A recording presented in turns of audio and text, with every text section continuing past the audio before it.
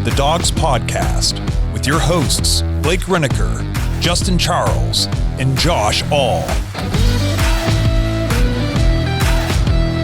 What's up, Browns fans? Welcome back to a very quick microcast episode of the Dawgs podcast, coming to you Friday morning, the day after the first round of the NFL draft. Josh all alone doing a quick recap of everybody that got selected in the first round in case you missed it last night.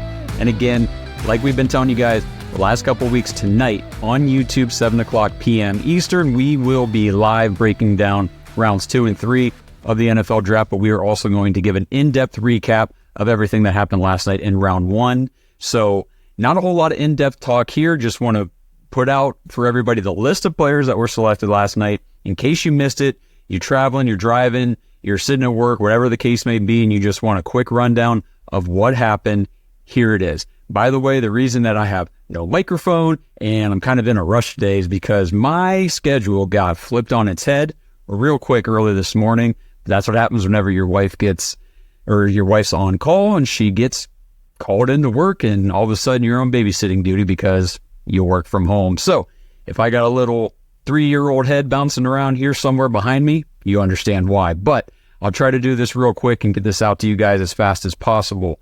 The first round kicked off pretty chalk. The first 6 picks were exactly as I had them laid out in my mock drafts ahead of time. Number 1, first overall pick, of course, the Chicago Bears select Caleb Williams, quarterback out of USC.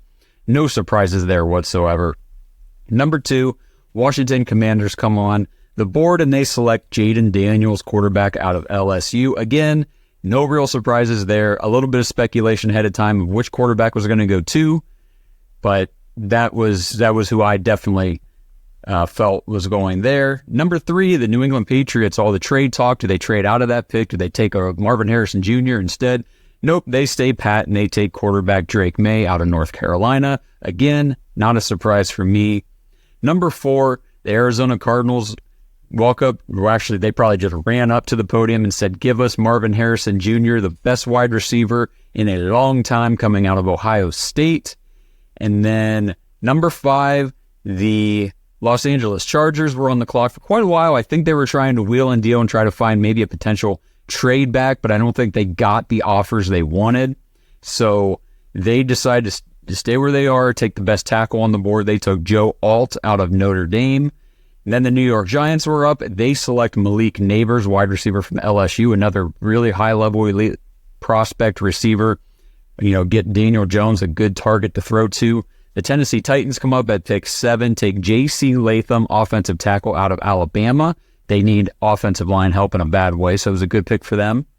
And then, I guess pretty much I had a tackle going 7. It wasn't Latham, but that's okay. So my top 6 picks, I kind of had that planned out or knew what was going to happen.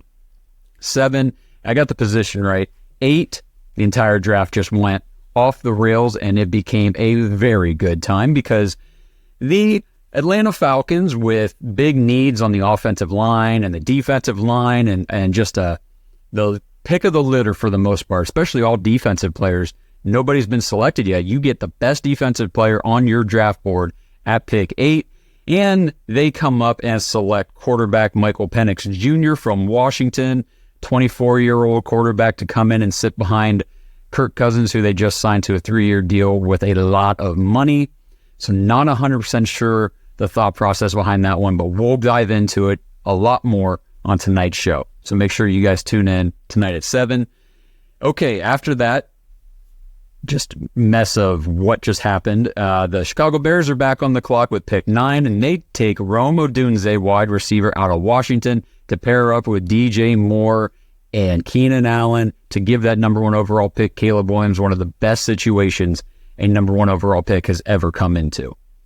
Number 10, the Minnesota Vikings trade up with the New York Jets to select their quarterback of the future, or so they're hoping, J.J. McCarthy, quarterback out of Michigan. Then the New York Jets are on the clock at pick 11. They take Olu Fashanu, offensive tackle out of Penn State, get a little more protection there for Aaron Rodgers. And then some more absolute what in the F just happened.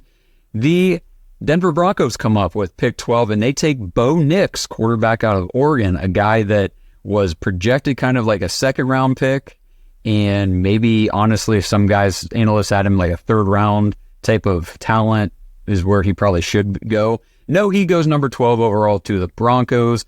We will get into that one as well tonight. Another little bit of a head scratcher, 13, the the Las Vegas Raiders. They step up to the podium and take Brock Bowers, tight end out of Georgia, just 1 year after they took Michael Mayer, tight end out of Notre Dame, very high in the second round, I believe, last year. So interesting to see what they're trying to do with their tight ends there in Vegas. Pick 14, the New Orleans Saints walk up. They take offensive tackle Talise Fuaga from Oregon State. So they get some offensive line help. So that right there, 14 straight offensive players to open the 2024 NFL Draft. First time in history. It's the longest offensive player streak in draft history. 14 straight offensive players off the board before we ever saw a single defender.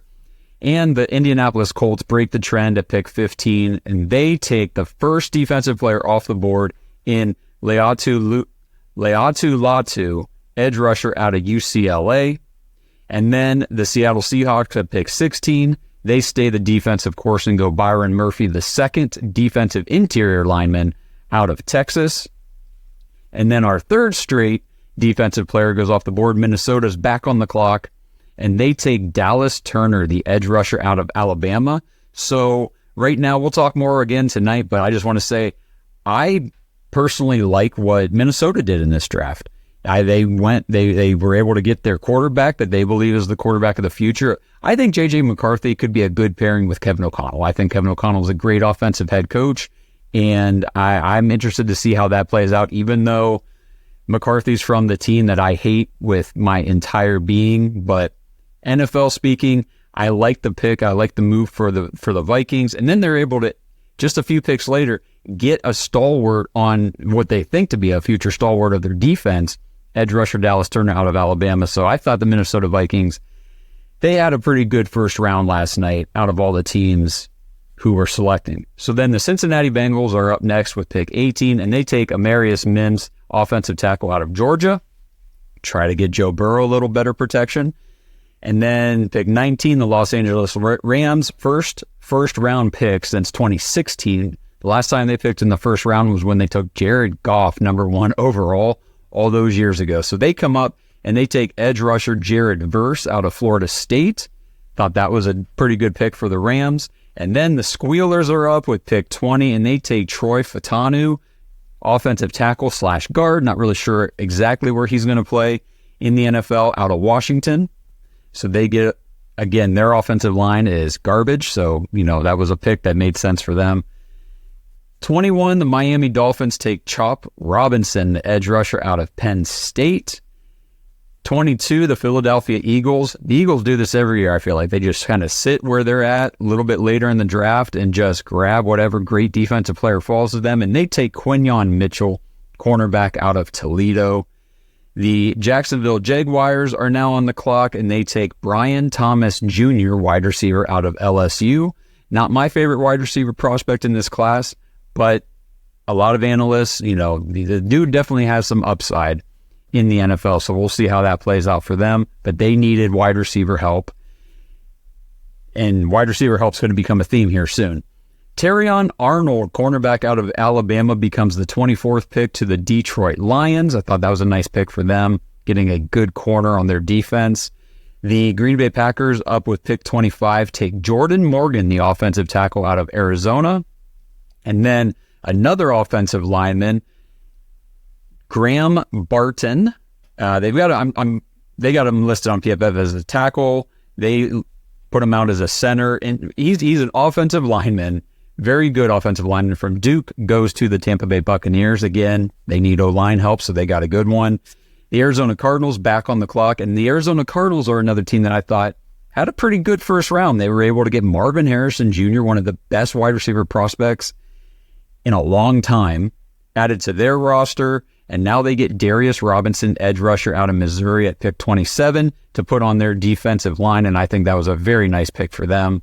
And now things get very interesting because the Buffalo Bills are on the clock with pick 28. And what do they need? Everybody say it with me. The Buffalo Bills need a wide receiver. They need wide receiver help in the worst way. They got to get some sort of playmaker onto this offense to go at Josh Allen. And there's some really good players still on the board, and probably the best player available, the best playmaker on the board is Xavier Worthy. And Xavier Worthy goes at pick 28, but not to the Buffalo Bills. He goes to the Kansas City Chiefs, trade up with Buffalo. So Buffalo, instead of just taking the playmaker that they needed, they really do need to get... Xavier Worthy is going to be a very good NFL receiver, in my opinion. I think he is not just a burner. He is not just a fly route type of receiver. Just go deep. Let's see if we can hit you. The dude can run routes. He can break ankles. He's got moves. He's got great hands and the speed. I think this is a very, very big mistake for the Buffalo Bills. We'll talk about this a lot on tonight's show. But anyway, so that instead of taking the guy for their quarterback and their offense that they need, they turn around, flip the pick to their in-conference rival, the Kansas City Chiefs, who always beat them in the playoffs, and let them take Xavier Worthy, who is just the perfect matchup with Patrick Mahomes. So then after all that craziness goes down, pick 29, the Dallas Cowboys select offensive tackle Tyler Guyton out of Oklahoma. I knew he was going to end up being a first-round pick, so in my last mock, whenever he was available in the second round for the Browns, I knew that was not realistic. Pick 30, the Baltimore Ravens walk up and they select cornerback Nate Wiggins out of Clemson. So the Ravens get another good defensive player, just what they needed. Pick 31, the San Francisco 49ers pretty much sealed the fate of their wide receiver core, saying that either Deebo Samuel or Brandon Ayuk are getting moved at some point here in the near future. But Ricky Pearsall, wide receiver out of Florida, becomes a first-round pick to the San Francisco 49ers. And then this one surprised me.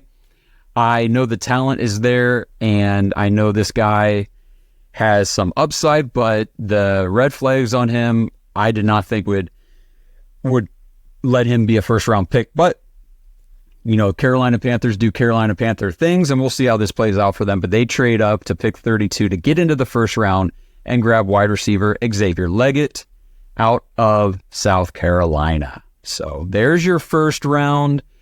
Obviously, the Panthers were trying to get back in there to get that fifth-year option, but, you know, a year after taking Jonathan Mingo early in the second round, I just felt like maybe there were some better options at wide receiver if you're going to try to get into the first round and grab somebody at the tail end than Xavier Leggett. But, again, Leggett is not a player that I dislike. The red flags for him, the super late breakout age, all that, the 1 year of college production as in a fifth year has never translated in NFL history to NFL success. So Leggett is going to have to break a lot of trends to have a good, successful career and justify the first round pick status that he was given last night. But hey, you know what? Anything's possible. But that's it. That's the first round. Wanted to just give it to you guys real quick, break it all down, and we will dive into everything much deeper tonight on the show. We're going to be with you guys for like 3 or 4 hours, so we've got plenty to talk about. We're going to have everybody in studio. As soon as I get my babysitter here, I will not be at the home studio. I will be in the real studio, and I can't wait to talk to everybody. Again, Kenny Mack, DF Sports, and Devontae Travis will be joining the Dawgs live in studio for day 2 live NFL draft coverage of rounds 2 and 3. Of course, I can open one of them.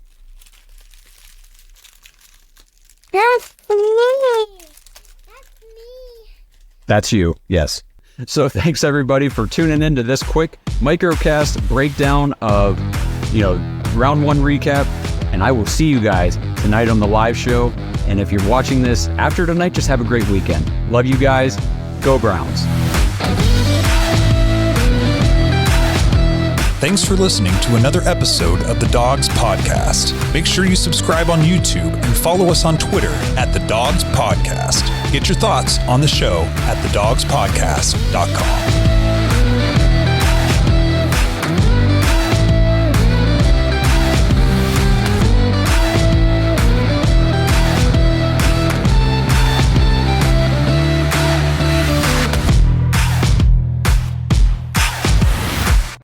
This episode is sponsored by Aura.